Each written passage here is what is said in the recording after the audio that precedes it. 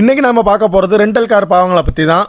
இங்கே இருக்கிற இந்த ஹூண்டாய் i20 எலைட் வீல் அலைன்மெண்ட்டுக்காக நம்மக்கிட்ட வந்துச்சு. கஸ்டமர்கிட்ட என்ன பிரச்சனைன்னு விசாரிச்சப்ப காரை ரெண்டுக்கு கொடுக்கறதுக்கு முன்னாடி கார் நல்லா தான் இருந்துச்சு. கஸ்டமர் காரை ரிட்டர்ன் பண்ணும்போது ஸ்டியரிங் ஓவர் கிராஸாக இருந்ததாகவும் அவரே வீல் அலைன்மெண்ட் பார்த்து சரி பண்ணதாகவும் சொன்னார். ஆனால் நான் காரை ஓட்டி பார்க்கும்போது ஸ்டியரிங் நேராகவே வைக்க முடியல. காரே ஒரு அவுட் ஆஃப் கண்ட்ரோலில் ஓடிச்சு. நான் காரை கொண்டு வந்த கஸ்டமர்கிட்ட இந்த கார் கண்டிப்பாக வீல் அலைன்மெண்ட் பார்க்கல, நான் என்ன பிரச்சனைன்னு செக் பண்ணி சொல்கிறேன்னு சொல்லி சென்சார் டார்கெட்டை மாட்டி வேலையை ஆரம்பித்தேன். கேசர் ப்ராசஸ் வந்ததும் ஸ்டேரிங்கை லெஃப்ட்டு ரைட்டுன்னு மெல்லமாக திருப்பி ஃபைனலாக ஸ்டெடி பண்ணேன். அப்போ ஸ்டேரிங் நல்லா ரைட் சைடு இறங்கியிருந்ததை என்னால் பார்க்க முடிஞ்சு.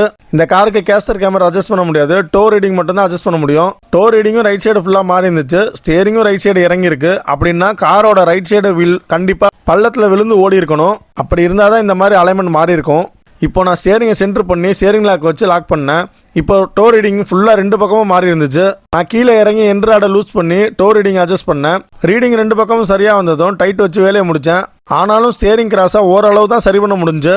பிறகு என் மெக்கானிக் நண்பர் உதவியோட ஸ்டேரிங்கை சென்சார் கேலிப்ரேஷன் பண்ணும்போது ஸ்டேரிங் துல்லியமான முறையில் ஸ்டெடியாக வந்துச்சு. இதனால் கஸ்டமர் ரொம்ப மகிழ்ச்சி ஆயிட்டாங்க.